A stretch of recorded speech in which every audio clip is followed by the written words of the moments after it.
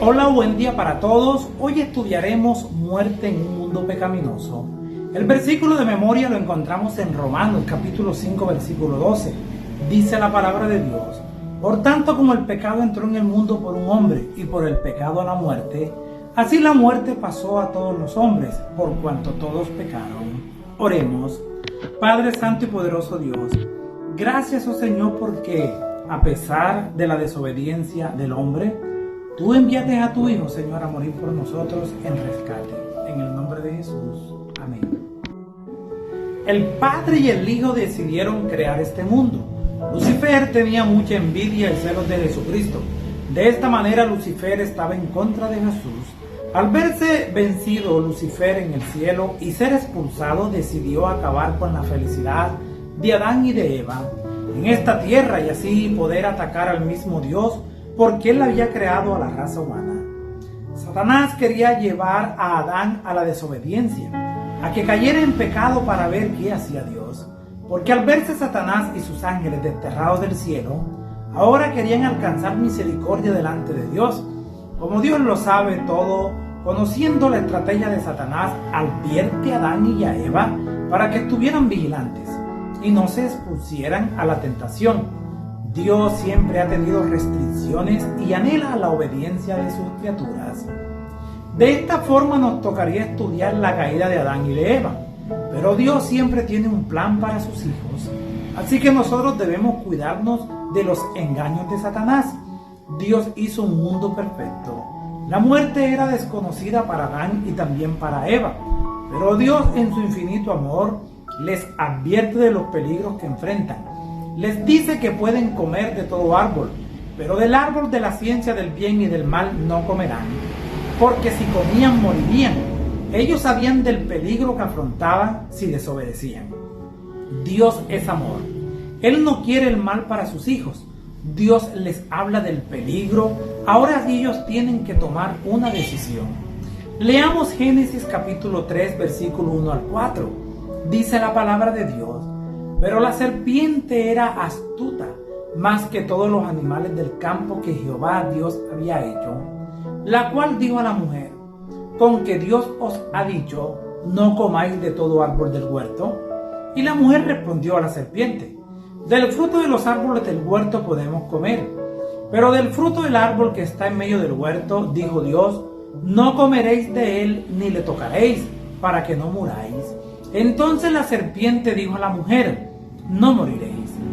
Pasó algún tiempo después de la advertencia de Dios a Adán y a Eva, y Satanás adopta la forma de una serpiente y entra al Edén. Eva pudo ver que la serpiente comía del fruto, pero no moría. Él comía de ese fruto y no le pasaba nada. Ahora en la mente de Eva entró la duda: ¿cuál sería el argumento perfecto, el de Dios o el de la serpiente? Pero mis queridos hermanos, Dios siempre tiene la razón. A nosotros solamente nos toca obedecer. Eva no tenía evidencia del pecado ni de la muerte. Eva ve que la serpiente está comiendo del árbol y lo está disfrutando. Ahora ella piensa: ¿por qué yo no puedo comer? A veces nosotros pensamos: si tal persona hace esto y no le pasa nada, ¿por qué yo no puedo hacer lo mismo? Ojo con los peligros que enfrentas. Entonces a veces pensamos que las restricciones de Dios son absurdas. Pero Eva se salta varios principios. Número 1. Nosotros como humanos no podemos evaluar los asuntos espirituales. Número 2. A veces la palabra de Dios, a nuestro parecer, parece ilógica, pero es la palabra de Dios, es correcta y podemos confiar en ella. No vaciles, solo obedece. Número 3. A veces vemos cosas que son pequeñas para nosotros, pero Dios las ha elegido como prueba de obediencia. Si a Eva le toca decidir entre la palabra de Dios y la palabra del enemigo, a nosotros nos toca todos los días tomar decisiones para bien o para mal. Para muchos no significa nada, para mí significa mucho. Significa obedecer a nuestro Dios. Para otro es solo una cultura. Pero si las decisiones tienen consecuencias eternas, así elige siempre un así dice Jehová. La serpiente logra su engaño, Génesis capítulo 3 es uno de los ejemplos de la psicología a la inversa.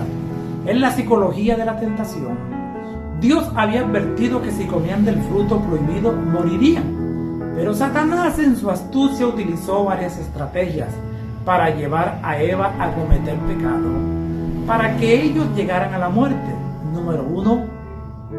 Satanás generaliza al hacer ver a Eva como que todos los árboles son malos. Él le dice a Eva: ¿es verdad que Dios mandó que no coman de ningún árbol del jardín? Eva conocía la lección y argumenta que solo de uno en específico, y dice que si lo toca o come, muere. Satanás contradice las palabras de Dios: no es cierto, no moriréis. Luego Satanás acusa a Dios que no le ha contado toda la verdad acerca de ese asunto del árbol. El diablo argumenta: Dios sabe que si comen serán como Dios, sabiendo el bien y el mal. Pero Eva en su curiosidad pisó terreno prohibido. No vayas donde Satanás te puede vencer. Se dejó seducir por el enemigo. Ahora tiene que tomar una decisión. O es fiel a Dios o se deja seducir por los encantos de Satanás. Eva duda de la palabra de Dios. Eva utiliza el método tradicional, sus propios sentidos. Ella hace su propia observación. Eva vio la parte nutricional y vio que el árbol era bueno para comer. Ahora piensa en su figura y ve que es agradable a los ojos. Luego Eva le pone la lógica y dice que el árbol es bueno para alcanzar sabiduría. Ahora Eva tiene la mente de muchos argumentos para hacer caso a la serpiente. Podríamos decir que tenía más argumentos que los que Dios mismo le había dado. Eva toma una decisión. Le cree a la serpiente. Sabemos que si le crees a Satanás, te llevará a la muerte. Hay conocimiento que no es muy bueno. Puede ser perjudicial. Ten cuidado de lo que lees, oyes y lo que tocas. Tal vez sea un engaño de la serpiente. A veces es mejor no saber algunas cosas. Recuerda que el pecado no tiene justificación. Leamos Génesis capítulo 3 versículo 4. Dice la palabra de Dios: entonces la serpiente dijo a la mujer: no moriréis. Esta es una solemne mentira por parte de Satanás. Este tema de la inmortalidad del alma es la base de muchas religiones y también la base de muchas filosofías. Por ello en Egipto había la práctica de la momificación y la arquitectura funeraria. Esta filosofía era muy fuerte en la filosofía griega. Estos filósofos como Platón y Sócrates creían que el alma es inmortal y que nunca perece. Pero esta creencia acerca de la inmortalidad tenía ya sus orígenes en el jardín del Edén. Satanás fue el primero que la dio a conocer, cuyo autor es el mismo Satanás. Satanás habló con mucha certeza y mucha seguridad a Eva que no moriría. Con este argumento Satanás puso su palabra por encima de la palabra de Dios. La Biblia nos enseña acerca de la mentira de la inmortalidad del alma en Juan capítulo 5 versículos 28 y 29, donde registra la palabra de Dios. No os maravilléis de esto, porque vendrá hora cuando todos los que están en los sepulcros oirán su voz. Y los que hicieron lo bueno saldrán a resurrección de vida, mas los que hicieron lo malo a resurrección de condenación. Este versículo registra que las personas mueren y van al sepulcro. Hoy hay personas que creen en la inmortalidad del alma. Todavía hay religiones que profesan esta mentira. Las películas, la televisión, el cine, los libros siguen promoviendo esta teoría. Ellos enseñan que cuando se muere se pasa a otro estado consciente. Cuán lamentable que se estén enseñando estos errores. La gente cree este engaño para apaciguar su dolor y se le es más fácil creer que Dios tiene a sus seres queridos en un lugar mejor, pero eso no es verdad. En el Salmo 115, versículo 17, dice la palabra de Dios: no alabarán los muertos a Jehová, ni cuando desciendan al silencio. Los muertos pertenecen en un sueño inconsciente, sin percibir nada de lo que ocurre en la tierra ni en el cielo. Los muertos nada saben. Eso lo registra Eclesiastés capítulo 9 versículo 5. Esta declaración del salmista niega el concepto popular de que el alma se aleja del cuerpo cuando la persona muere. y va a vivir feliz y eternamente en el cielo, o bien en medio de enormes tormentos. Naturalmente es de esperar que las almas de los redimidos estuvieran ansiosas de alabar al autor de tan maravillosa redención, pero no los muertos, puesto que ellos duermen inconscientes en los sepulcros o en las tumbas, sin poder alabar a nadie. El pecado trajo consecuencias. Leamos Romanos capítulo 5, versículo 12.